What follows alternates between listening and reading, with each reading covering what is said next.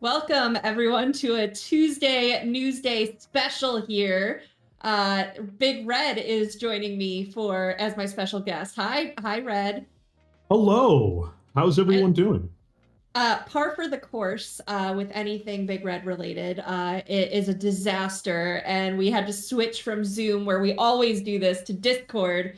So Tyler's scrambling to do cameras and audio and everything else. So I didn't even get to tell you, the format of how this works. I tell my guests. Excellent. So for the fun, we'll just, yeah, it's random. You'll keep up. I'm not worried. There's not a lot of processing power going on right now upstairs, so I don't know if I'll be able to keep up. Same. Just to let you guys know, we will not be doing a Tuesday Newsday next week because I will be taking a vacation. It's a staycation, but I'm just going to take a week off because I'm very tired, and Red is very tired today. You're heading to Toronto tomorrow, correct? I have the wonderful opportunity to fly to Toronto for 8 hours tomorrow. That is 8-hour flight? Yeah, I've got one layover on the way in. Okay. So it's normally 6. It's an hour and a half to the airport. It's then 7 hours and 57 minutes to Toronto. Well, is that with time zone changes, or is that jumping ahead because of that's just how long the flight? That's just the flight. Man, Canada's big. Second largest country in the world. Really. Is it really?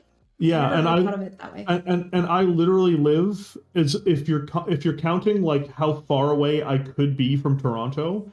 I am as far away from Toronto that I could possibly be while still living in a major area of Canada. I could not get further away from them to flying in there. Cool. Awesome. Well, I'm excited to just chat with you today. Don't really have an agenda with you, so we'll talk Battletech. We'll talk Shadowrun because for those who don't know, Red is also a Shadowrun fan. I'm not as versed with Shadowrun, but I do like my Shadowrun. Cool. But let's do the news first. So Origins is next week. Origins Game Fair. Dave, if you're here, can you drop that link? If you haven't signed up for events yet, there's Shadowrun, there's Battletech, there's Leviathans. So check out all of the event goodness. Come say hi at the booth if you're going to be there, and do some hangouts with Catalyst folks. We also have a special event happening in Ontario because not only is Big Red going to Toronto, but Randall is too. Can we talk about what you're doing in Toronto? Sure. What are you doing in Toronto, Red? We're going to be filming the second season of the Magnificent Seven. So that's explicitly why I'm going out to Ontario for a handful of days. Awesome. Why I am going to be suffering through basically flying an entire day. We've got a link. So while they're there as well, Randall just cannot resist going to game stores and playing. And so I got this from one of our moderators on the Catalyst Discord server.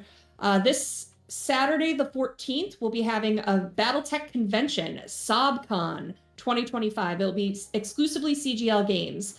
Randall and Big Red will be coming by in the afternoon, and they have, after they've done their stream at the Six Side Studio, Catalyst demo team and partners welcome all Mech Warriors, new and old, to join us for a day of Battletech. What is it? It's a full day of Battletech events, Classic and Alpha Strike tournaments, Aces demo, learn to play, casual, Classic, and Alpha Strike play. That rhymes. Camo Specs Online, demo Q&A, and Leviathans learn to play. Special guest, Randall Bills, managing developer at Catalyst Game Labs, and Big Red 40 Tech, whoever that is. Just a moron on the internet from what I've heard. When is it? So it's Saturday, June 14th, 10 a.m. to 10 p.m. at Torchlight Games and Hobbies in Burlington, Ontario. So you should check it out. We do have a post on social media for it as well, so you can follow the link and find where it is. General admission is free. Learn to play and demo events are free. Alpha Strike 350 and Classic Tournament registration is $30 a player. Blah, blah, blah. You can purchase tickets at the Torchlight web store. No tickets will be sold at the door. Yeah, so follow that link and get in on the fun if you're in Canada. Some love for the Canadians. I mean, like, this, just to be fair, when you say Canada, you mean the eastern half of Canada, because not a lot of people are going to make it there. If you live all the way near where Big Red is, come on, take an 8-hour flight and head on over to Toronto. You know what? Saturday. I'm not gonna promise, but maybe I could take a trip down there and say hi. But I don't know. That's kind of last minute, so we'll see. I'll talk about it with my husband. All right. What else do we got? I've got, so that's Origins. That's my note says for our moderator, it's Highlander00 that on Discord that sent it to me. So my note just said Highlander. Battletech news. Let me pull up our release schedule, which we do have some stuff releasing this week that we've been talking about for a while. Every week I give you guys an update on this. So we've got June 11th, 3rd Star League Strike Team Force Pack, Black Remnant Command Lance. That's already on our store, but goes to retail. Intersphere Assault Lance Force Pack, Battletech Support Heavy Battle and Sweep Lances Force Pack, Battle Map Legendary Battles Twycross, all available on June 11th here. For next month so far, we are looking at McCarran's Cavalry Assault Lance Force Pack from the B&N exclusive. It is past its exclusivity date. Battle Map Legendary Battles Thunder Rift Misery, Battle Map Field Tech Alpha Strike. No, that one's delayed. I'm sorry. That one's not going to be coming out in July. That was originally slated for July and hasn't been moved off my sheet yet.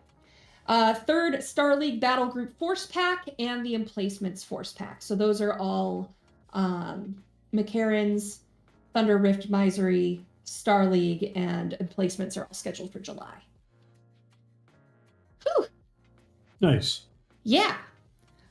Also, later this week, we are coming out with the June newsletter. So you should, if you aren't already, you can join our newsletter mailing list by going to catalystgamelabs.com, scrolling to the bottom and entering your email. It'll also prompt you if you go to store.catalystgamelabs.com to join the mailing list. This one's going to be exciting because we are going to be talking about the Shadowrun Anarchy 2.0 Kickstarter. It's run by Black Book. Black Book is the company out of France that is developing the game for us. So this is actually going to be their Kickstarter that we're supporting. The cover is super cool, guys. I can't wait till we start releasing that. I think their press kit is going out later this week, and then we're going to jump on that and do it too. But the cover is really awesome. I've gotten to play it a couple times. Rules Light, Shadowrun, new edition. It's good. I played it with the World of Shadows folks, who are also some overlap with your Magnificent Seven. So you've got the Six Sides crew on there. Yeah, they produce World of Shadows, and we did it at PAX Unplugged with that cast in the same world, but we just switched the rule set, and they really liked it. We're talking about switching it to Anarchy 2.0 for season 3 for some promotions. So, yeah, good stuff. So join that mailing list, follow along, and July's is going to have something exciting for Battletech as well. So, yeah. To be fair, there's always exciting things for Battletech. There's so much. Like, it's. I feel like it got quiet for a little while because, like, Mercenaries was the big thing. And then, like, Aces was announced, but we weren't really playtesting yet and stuff like that. So it kind of was a little slow. But now it's like full steam for Aces and Gothic, and I've mentioned it before, so we are going to do more of a sneak peek here for July for technical readout 3025 Well, that's commemorative gonna be very cool. edition. Yeah, It's so like for those of you who don't know, the original technical readout 3025, the non-revised version, is very different than the one that you would have got in the early 90s. So like the original TRO 3025 with the Marauder cover, they have remade it with all of the current artwork, and they've added some new artwork in for things that were not, there was no artwork of, comparatively. It's just awesome. We actually had Ray Arastia join me live the other day, where he showed off a couple pictures awesome. of what they were doing. It's just sweet. Awesome. So if you're not following Big Red, you should be, and go follow Big Red and watch that video. So yeah, that is largely our BattleTech news. Shadowrun, I mentioned Anarchy. We do have, let me scroll through. I've got my my YouTube moderators chat where they give me all the links for stuff I should talk about. So I did the Origins registration. We've got Augment issue 2 is out. It is the Shadowrun magazine. So you should check that out. We've got Battletech Lone Wolf and Fox by Brian Young. That was released recently. Sorry, Dave, I know I'm going a little fast here. Leviathan's Geisterwolf Protocol by Michael T. Ritchie. I'm gonna have to ask him what the T stands for when I talk to him again. Shrapnel. It's actually way easier just to make something up. So I've done that before. You don't even ask him. Just like, it's like his middle name is Tiberius. What? It is now. Headcanon. Friday the 13th is this Friday, and releasing then is Shrapnel number 21. So you'll be able to get that.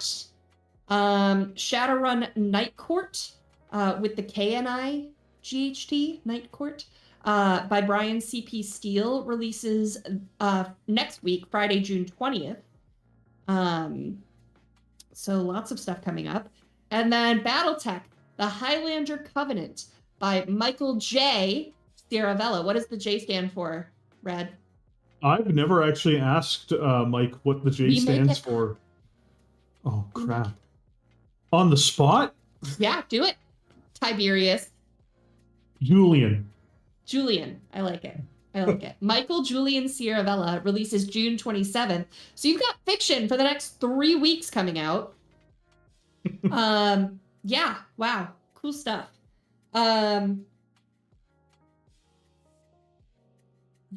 then I think also today, if I'm not mistaken, Gummy Bear, if you're listening, send me the link for it. Or Dave, if you, I'm pretty sure I saw it on socials that the Reton Mission, Shadowrun Mission, is now available on the web store. So you should check that out too. I'm kind of excited because I'm running some Shadowrun. I'm GMing for it for some people on my Patreon. And they've decided they wanted to do missions and have a missions legal character. So I get to run through these stories that I used to play at the cons. So I'm nice. So excited. All right, Leviathans. Bit of an update from last week to this week. So I need to put myself in the brain space of that meeting. So Levs is, we had about 60 orders that were missing quotes on that we found errors in the data. It happens with every time we do an export from BackerKit. We break it all the time. But that went over to WebSphere for quotes.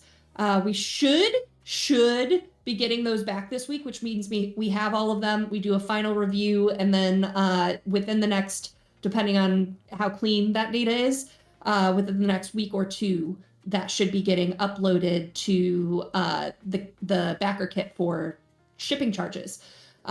So I'm thinking what we might do, and I'll talk to the team about this for sure, but I'm kind of leading the charge on this now, so I have more information on it. So I'm thinking we might do the 2 weeks to, pay your shipping and blah, blah, blah, blah, blah. And that's going to be our wave 1. And then you'll have longer if you miss that first one for wave 2 and onwards. But we want to start getting the shipping as soon as possible for people. So, and that's going to be for US and rest of world. The hubs are selected and signed on for fulfillment for international. The orders are currently sitting in China for that, but all of that should be we're moving forward on shipping that now to the hub. So that is moving underway this week, and then we'll have more info on that as well. That's very exciting for Bren, because I know that Bren's put like an enormous amount of work into Leviathan. So I bet it's for him, it's just a great weight off his shoulders, where it's at the point where he doesn't have to do anything anymore. I had him on a couple weeks ago. Well, I think that's what. So I had a meeting with him earlier today, actually, and he asked for an update. And he's like, as soon as I get the first picture of Levs in someone's hands, he's like, then all of my worry goes. Like, he's like, that's what I'm waiting for. Yeah. So we're so close. We're so close. So I'm pretty excited for that as well. Board game division. Runefire is still shaking out really cool. We've got the playtests going on. The call for playtesters has gone really well. So thank you everyone that's contributed to that. If you would like to playtest, I think they might still be taking people. So go to our website or the store and find the blogs, and the blogs will have how to contact and get on the playtest list for Runefire in partnership with Paizo. I think I'm getting my Origins and my Gen Con mixed up. I think Gen Con we're kind of collabing more on some demos at both places and for both companies. So, but Runefire's going really well. We're happy with that. Flippin' Ninja, don't forget to check that out. That is our newest released board game. And then at Origins as well, we're going to have Quincy of Quincy's Tavern at our booth. We will have a Quincy mug, a tavern mug, for his show, in support of his show. So come get some swag, shake his hand, meet Quincy, because we are developing some board games for him. I think at least one of them is going to be at Gen Con. So and Quincy will be joining us for that too. All right, I think that is all of my news at the moment. That's a lot of news. Yeah, well, last week I didn't have much, so I think it was another week coming here. So, hi, Red. Hi. For those in the audience that might not know you, what is it that you do in relation to Catalyst and some of our IPs? I just do a lot of really dumb stuff on the internet, for the most part. I mean, that's not even wrong. It's literally correct. But the big thing that I tend to cover on my channel is Battletech. I've played it my whole life, basically. I don't actually remember much of my life prior to meeting, my first metal miniatures for that game. So, yeah, a lot of it is just me covering the lore, covering current events. So I do I unironically do news videos from time to time. I know it's just vicious competition here on YouTube, on the internet. But joking aside, I do I just released a video over the weekend that's like a big 4.5 hour long piece that took 3 months to make. That's basically the type of stuff I do. Yeah, do you talk at all about your process on your channel? Like what goes into this? Yeah, I do a little bit. So basically, the last one was more difficult because it's actually a little bit more original. I'm not doing many of these, but I do original videos from now and again where I put out like a hypothetical thing. The last one I had to come up with like a bunch of stuff that could have happened. That's why it's called What If. But in general, I tend to look at a subject, a character, a faction, or a battle mech, and then I kind of go down to like the era that mech was developed in and why it was developed, or faction, or anything like that. And then I go through the process of not only explaining who they are or what they did or what it does, but I go through these are the historical events that would have happened around this mech's development. These are the historical events that it participated in. These are the people who eventually ended up manufacturing it or interacting with this particular person or faction. And you just carry that through the whole way through. And that is how you create massive amounts of problems for yourself. because it's just way easier if you just don't do that. So that's how it can take months to make a video sometimes. Like when I made the Torian Concordat video, I think I've got like 49 or 50 references in it, where like I had to read all those references, compile them all into the script in a way that makes sense and is deliverable to people, and then record all of that, and then edit all of that recording. People don't understand how long it takes to edit down a 5-hour script, because you're going to end up doing like 10 hours of recording. You have to cut out all of the parts you didn't use. Yeah, editing is a bear. I've done just live stream editing, so not a lot of stuff, like just chopping off beginnings, ends, blank spaces, that kind of thing, errors. But for audio work, it is a lot. Like if you get 1 hour of audio, you're talking about like between 3 and 5 hours of work to get that 1 hour of audio. So it takes about a week to produce an hour and a half or 2 hours of finished audio. So like just a week of me getting up, looking as tired as I do right now, and just sitting in front of a keyboard, slowly grinding your way through it. And you can't listen to like an audiobook when you're doing it. So you can't listen to something that would like take your mind off the mindlessness of it. You just have to do that. You know, you've got a very identifiable voice. Do you ever have, probably not anymore, but like when you were starting, were you ever like, oh, I hate listening to myself, I hate editing this? I still hate listening to myself, and I still hate editing it. So just, I think one of the funniest jabs anybody ever had about one of my videos, like I bet this guy just loves listening to his own voice. I'm like, oh no. Like, sitting there, I'm like, you have no idea. You have no idea how much I hate my own voice at this point. How did you decide to get into like YouTube videos and streaming and stuff like that, and why Battletech? So originally, I was a moderator for a YouTube channel called Chapter Master Valrak. I still consider Valrak a very good friend, even though I'm not really into 40K much anymore. Super cool guy, and like I did that in my spare time. I got laid off from like my job prior, where I was like basically working with technology and companies and things like that, and I was just like, well, I really hate my previous employment at this point. I'm like, I don't really want to try that again. Even though I was quite successful at it, I'm like, I'm going to just try doing YouTube for a couple months, see where it goes. I did 40K, so I covered that, doing something similar.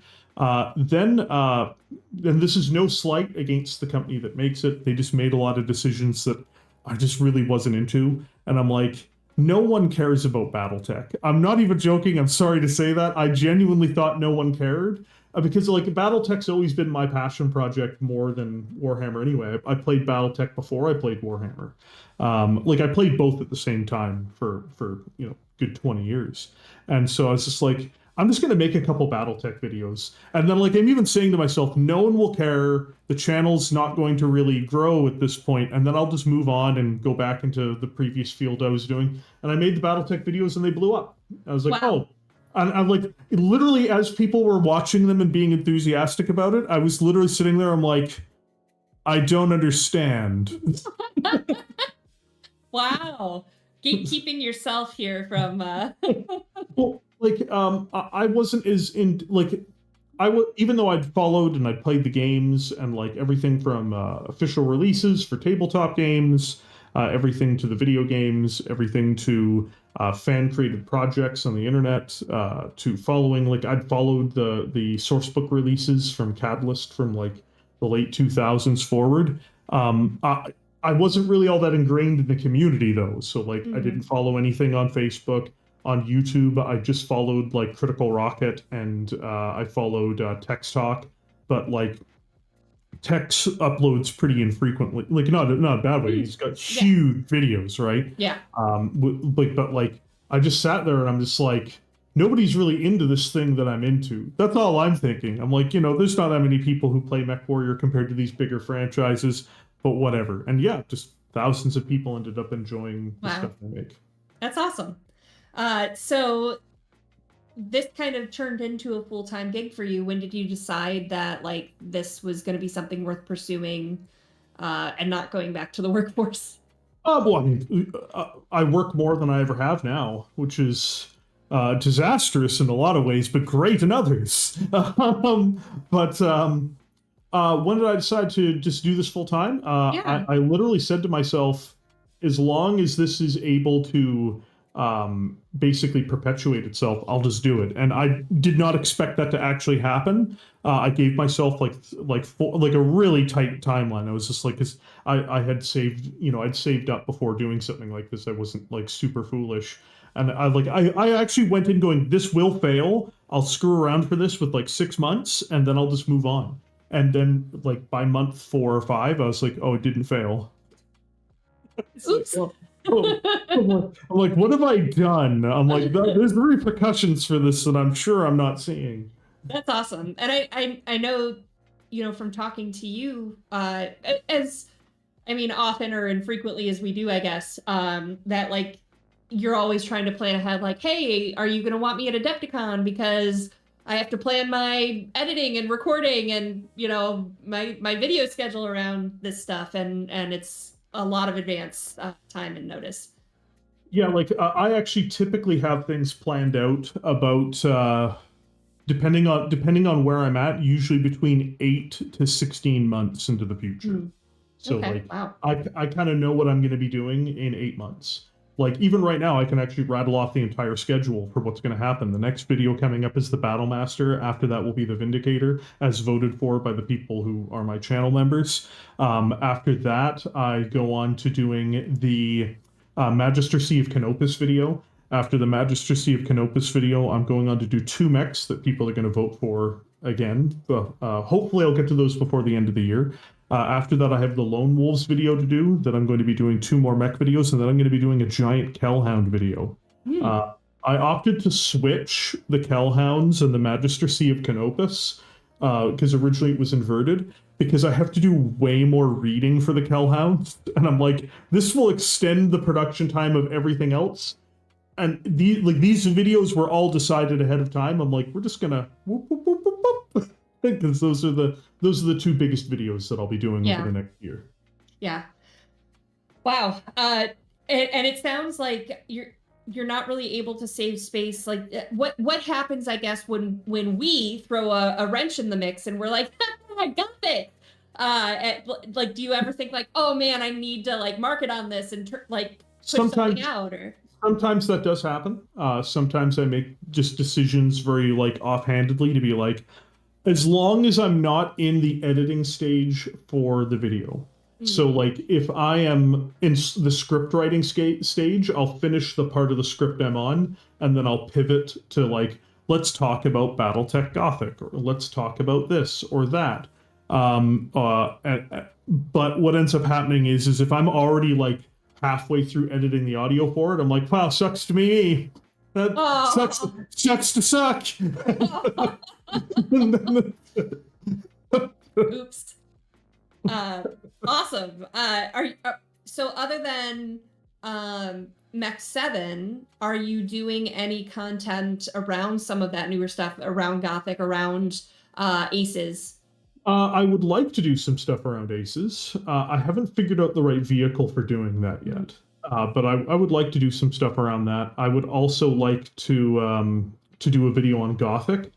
I just don't know what I would do with it. Like, just making a video about the primer is fine, but it also doesn't, it's not really, like, I suspect a lot of people are going to be doing that.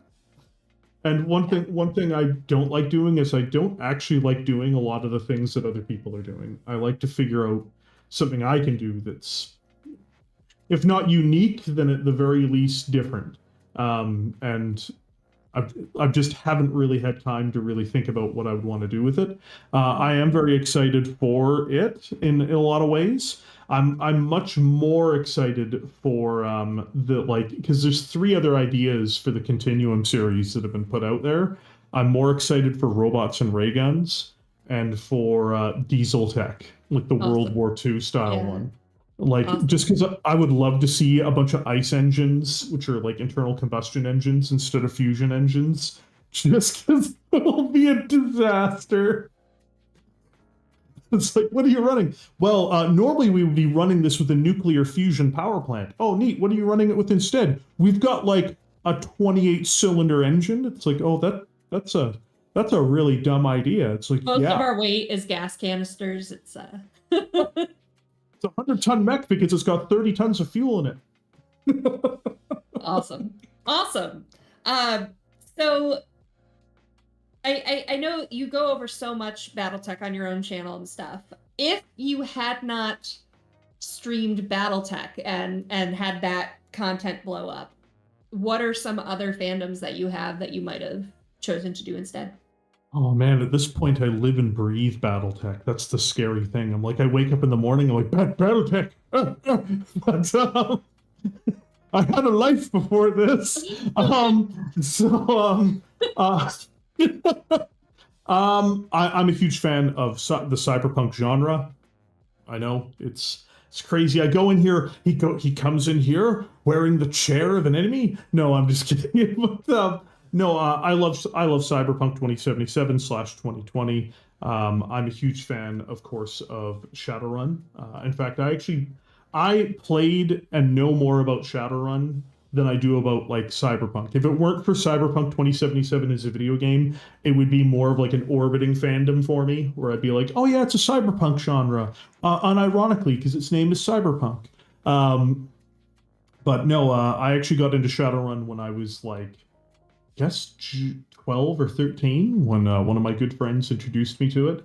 A lot of fun. I think the first version of Shadowrun I played was 2nd edition, and we actually had the expanded Arsenal handbook. So not only did we have we had like the Armory handbook, which was just like a full source book of weapons, which, you know, I of course am a street samurai by training. I will always just pick the dumb guy with swords and guns. That tends to be, I was like, oh, but you can do all this cool cyber stuff, or you can be a mage, you can be this. It's just like, I am heavy weapons guy.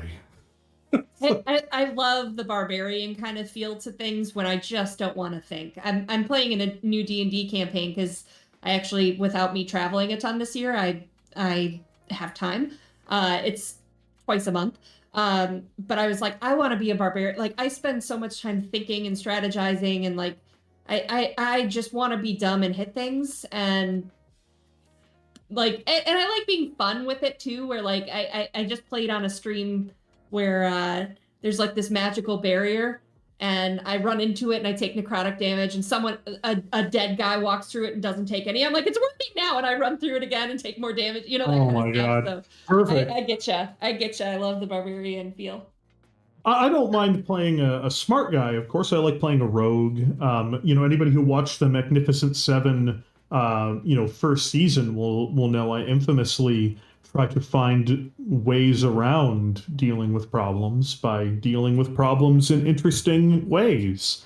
Like, And that's usually, I like playing mages if I'm invested in a game, because you can find some really fun different ways to solve a problem. but you know what's incredible though is when you take a fighter who should not be solving things that way and you solve things that way. You're just like, yeah, guys, but what if we just lockpicked it instead of breaking it? And everybody looks at you like, aren't you the fighter? I'm like, listen, just because I'm a fighter doesn't mean I'm dumb. Do you know the spoon theory in psychology?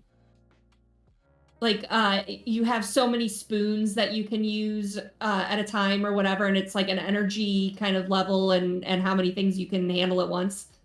No, I've not heard of it. You should look it up, but instead of spoon theory, I use spell slots. So my real life spell slots are used up. So I can't play no processing. Really smart characters right now. I just can't do it. I told actually my team earlier today, we play the Discord game Putt Party together because like we just need brain downtime, and I was like, guys, I just called the doctor, and they were like really heavy French accent. And I was like, that was like a 5th level spell slot. I need a break, guys. But All right, guys, I just got myself off on a tangent there. So cool. So Shadowrun, Cyberpunk, other games that you are I a mean, fan of? I'm a huge fan of Warhammer Fantasy Battle. I still am. If I had more time, I would be playing the new iteration of it, which is oh, what's its name? The Old World. So I love like that old school like rank and file combat, but with fantasy monsters and stuff. That really does a whole lot for me. So it's probably actually the only Games Workshop property I have any interest in at this point. Everything else is kind of Fair enough. but so yeah, big fan of Cyberpunk, big fan of Shadowrun, big fan of Warhammer Fantasy Battle. Just trying to think, is there any other genres? I mean, like I'm a I'm a huge Star Trek fan, but I don't think that I would have a Star Trek based YouTube channel. I don't think that would work. But many debates with people. I don't like Star Trek has occasionally come up on live streams and stuff, and I get into debates with the audience about it. But I don't remember all of the episodes, which is hilarious because you can tell there are bigger Trek fans than me out there who are like, I know the name of every episode. I'm like, I don't remember every episode, man. And so like I remember all the episodes, just not their names. Right. So someone was like, "Oh yeah, but what about the Borg from this episode?" I'm like, like the Borg have been in dozens of episodes of Star Trek. We're really gonna have to narrow this down then more than like what is the name. Fair enough. Fair enough. So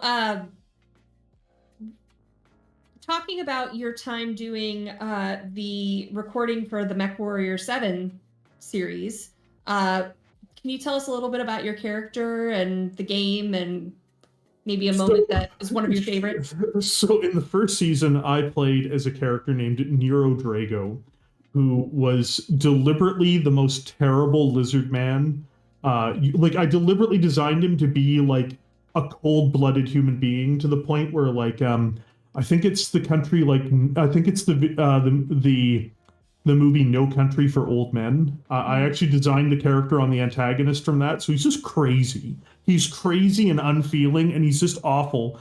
And like but like I also approached him almost like the Terminator. So he would do something terrible to someone, and then like if the mission objective changed for any reason, he would just either ignore them or be like, "Are you all right?"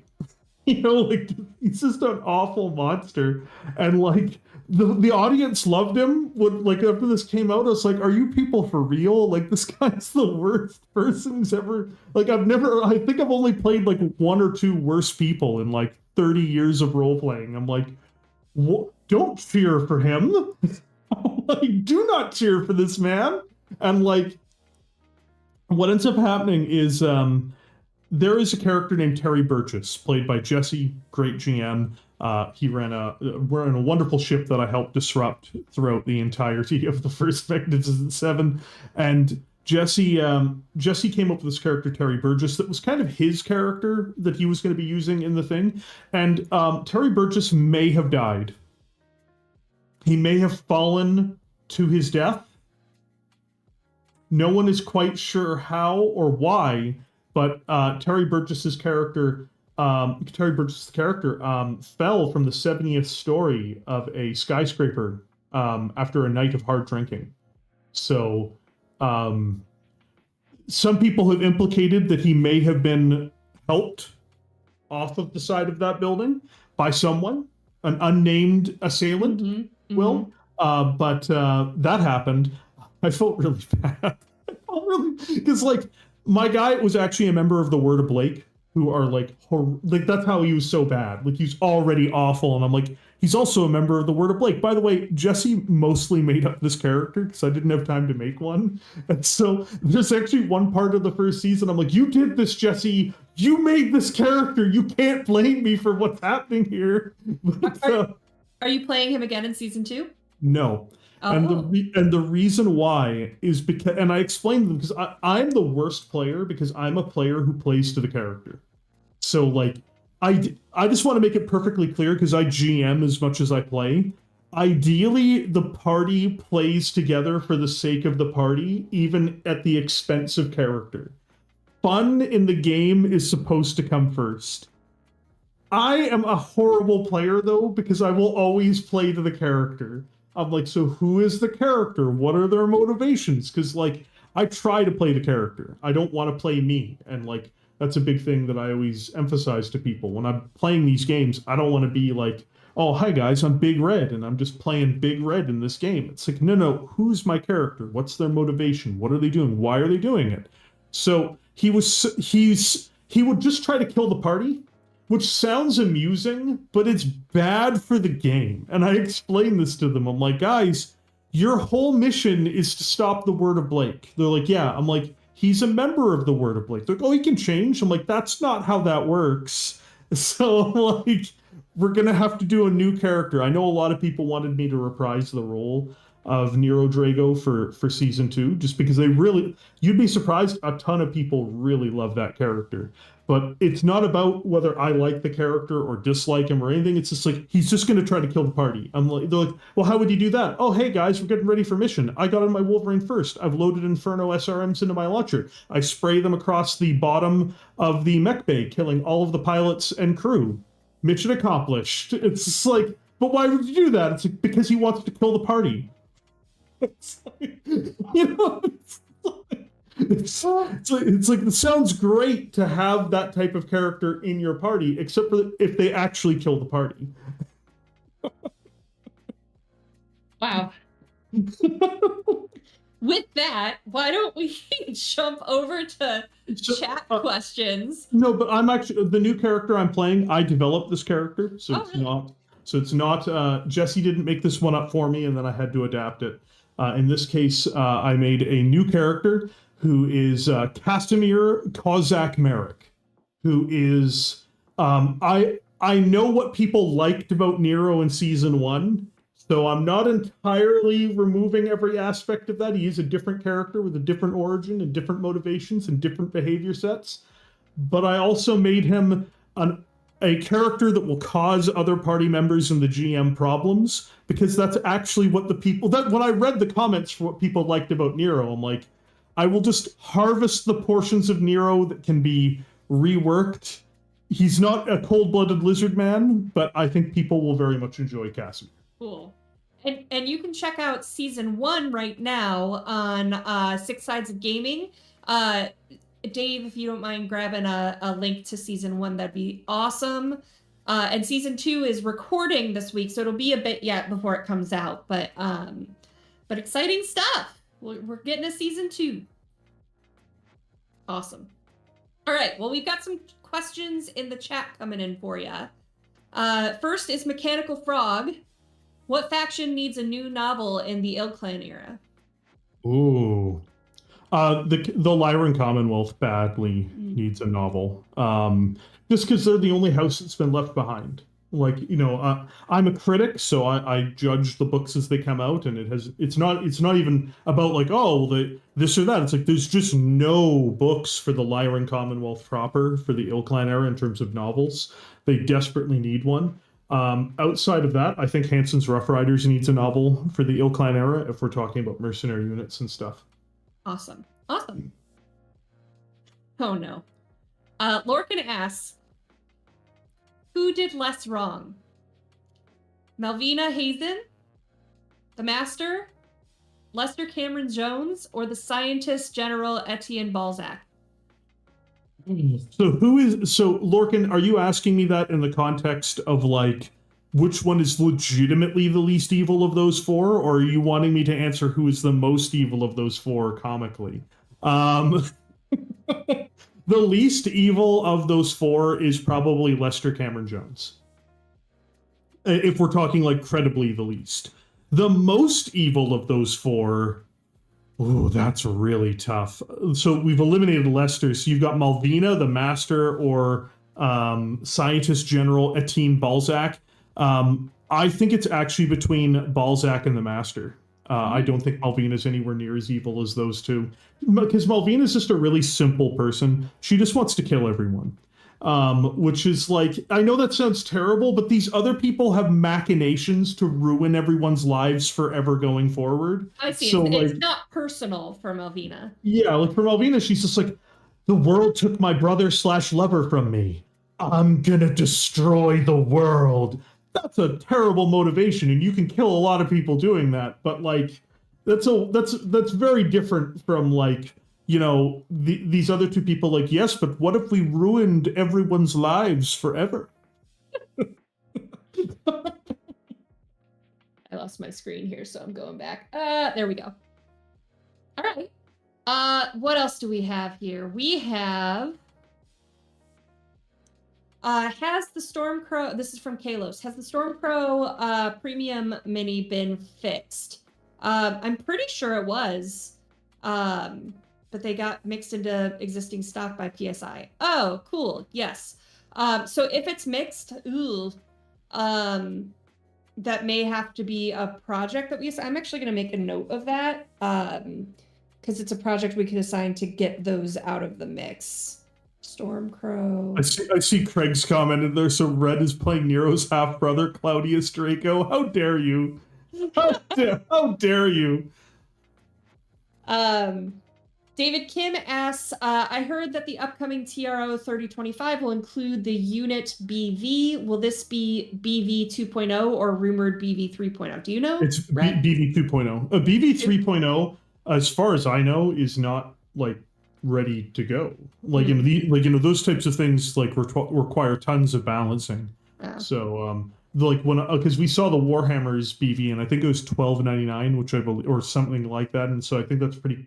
I think that is what its current battle value is. So I don't think that I don't think it's BV3 unless some like watch after this interview like Randall will like punch me when I get off the plane.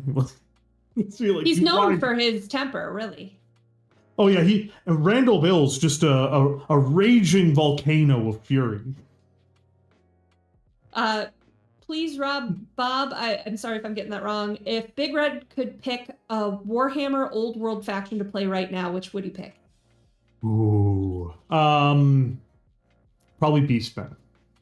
I want to tear down civilization and return us all to the good times of just being cloven, fiended monsters in the woods. Awesome.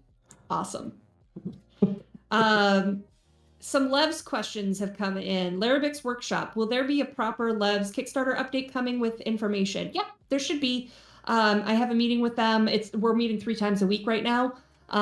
So as soon as we have word on if we're even talking about like if we don't get that 60 missing back by tomorrow, like we might just do the uploads without them, and then when that 60 comes in, we'll do an extra upload. Because we want to get this moving. Yes, there should be an update coming very soon. Turbo Turtle asked, what type of shipping are we expecting for Leviathans? I've heard, I haven't seen the numbers myself. I'm not the one that's deep in the spreadsheets, but I've heard that they aren't bad, that they look pretty good. So, and Lauren is doing what he did with Mercs too, and doing some like offsetting of some of the high costs of like what he's willing to cover for someone that has, something that looks off. But that was all done before I got brought on in terms of the rebalancing. So you are so much nicer at answering questions than I am, because I never answer questions sincerely. That's why. So if I had answered the exact same question, like, what type of shipping do they have? It comes in a box. And then that would be the end of the answer. Like, so much. I remember at Adepticon 2024 when when I was at KerenskyCon there, I remember like there's this one moment where everybody there was so nice and like everyone was answering all the questions sincerely. I'm like, I feel really weird right now because I'm, no one's gaslighting anyone in this room. Yeah, you're real good at that. I don't even remember what the issue was, but at one point I had to drive Big Red to Walmart and I was ready to push him out of the moving vehicle. For someone that says he hates the sound of his own voice. Well, look, there's an art to gaslighting. Oh my God. Please, Bob, will there be some videos or streams of Leviathan's gameplay for its upcoming shipping release? something to celebrate its release to drum up more upcoming interest and hype. We do want to do some stuff as we're gearing up for it to release to retail. We have some ideas, and we'd love to do an entire marketing push. So more will be coming, but nothing I can really talk about yet. Let's see. Please, Rob Bob, I don't understand how shipping works in regards to backer kit. Why would something like Loves be sent out in waves instead of as soon as the individual pays for the shipping? So the reason it's in waves, so like imagine, like I can't remember the exact amount of backers. Let's say there's 2,000 backers.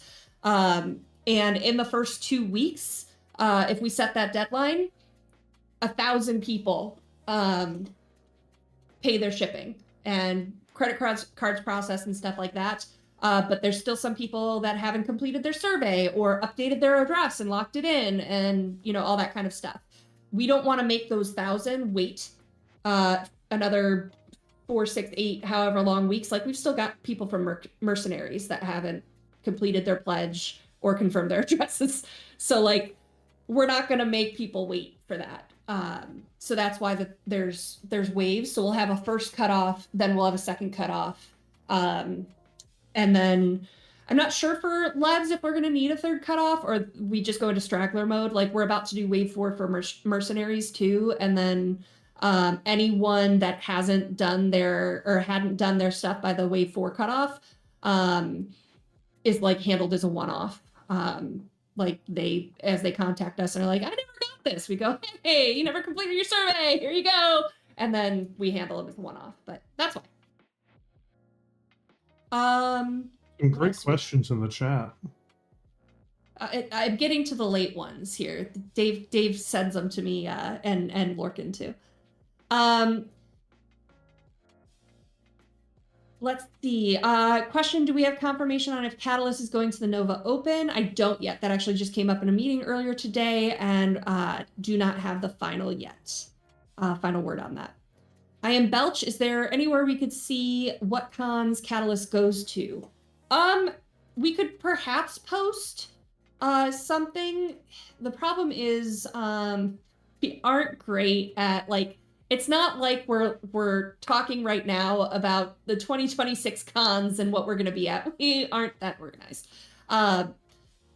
So like this year, even because of tariffs, like, it's pulled back a bunch of stuff. So we hate to say that we're going to be somewhere and then like not like, and have it change. But I know that we're doing, oh gosh, Lauren said it a couple weeks ago, if you want to watch that Tuesday Newsday as well. But I know we're doing Origins, Gen Con. We are not doing Dragon Con this year. We did not do UK Games Expo this year. PAX, I think PAX West we're still doing because everyone lives nearby. PAX Unplugged we're still doing. Gamehole Con was already locked in. And then I'm not sure how big our presence is going to be, or if people are just like, if like Randall's going to go for a walkthrough kind of thing just to be there this year. But I don't have final news yet on Essen or Paxos. So unknown on those. A non-Oni agent asked Q for Red, what are your top 5 mechs you'd like to see in plastic that don't have any plastic release announced yet? And why is it the Phoenix Hawk Lamb #1? I famously hate lambs, so no, I don't want to see any lamb in plastic at any point. I'd rather not even see them anywhere, really. But my top 5 mechs I would like to see in plastic that currently aren't. The problem is we know a lot of them are coming. The Archangel, the Mad Cat 2, actually I'd love to see the Giuliano. Actually, easy. Giuliano, Eris, Quasimodo, Tenchi, and the Atlas 3. There you go. 5 of them that I know are not in any packs that have ever been announced ever. Awesome. Green Learn, I'm sorry if I said that wrong. If you could make a force pack for any faction you want, any mechs, any era, etc., what would it be? I would probably make a. I would probably make a Dark Age Free Worlds League pack, just because they don't have a pack at all, but also because the Dark Age is where they start getting like actual unique mechs and meaningful numbers that are not terrible. There's a, like everyone always points to like, oh, but the Albatross isn't that bad. The Albatross is a 95-ton Albatross around the neck of whoever takes it into battle. It's a 95-ton coffin. People out there are like, yeah, but it's basically a 75-ton mech, but for 20 tons more that blows up. Less armor than an Orion, barely more gun than it, and 20 tons more with an XL engine. It's a tomb. Jason Ames, you've said Yori Karita was your favorite House Lord. Why and what arc would you like her to have in the Ill Clan era in like 5 years in universe? So the reason why I like Yori Karita is because Yori Karita is one of the most realistic House Lords in the setting at this time. She has to worry about her position constantly. She eliminated and killed the best general the Inner Sphere had. So Toranaga Matsuhari had conquered New Avalon. He had gutted the Federated Suns. He turned the Draconis Combine from a relatively backward state into functionally a superpower. Great leader, but she realized he would eventually do away with her because he was the real power behind the throne. So she cut his throat. She got him killed, even at the expense of some of her other forces. She has the most problems to deal with, but the cold, honest truth is Yori is my favorite because Yori is the only one playing real politics other than Julian. So she is actually moving pieces not only around the board, but within her state. She has specific keys to power who she has to appeal to in order to stay into power. And she's ruthless enough and cunning enough and vicious enough. She doesn't always want to be vicious, but she will do anything she has to stay in power. And so that's why I love Yori. I think she's the embodiment of the worst type of leader you could have, but she's the absolute realistic type of leader you would have. Awesome. And I think we have time for one more question. There's 1 minute left to 5. So Angry Caveman asks, Big Red, what are the redeeming qualities of lambs? They don't have one. But like there's no redeeming qualities. They're dumb. They're ugly. They break the game. Like the biggest problem is they break the game. And they're a holdover from an era of Battletech that was dropped by 1989. So a lot of people they just want a Macross game that's not bad. And I understand that if you're a fan of Macross, but Battletech is not Macross. So he asked that, I'm sure, just to get the most savage answer he could out of me, but there you go. Well, thank you, Big Red, for joining me today. It's cool to have you on finally. And get to chat about your work. So thank you. Well, thank you for having me. Fly safe on your trip and have fun in Toronto. And for you guys, don't forget that I am on vacation next week, so I will not be here, but we will be back in 2 weeks. And we'll see you then. Till next time. Bye.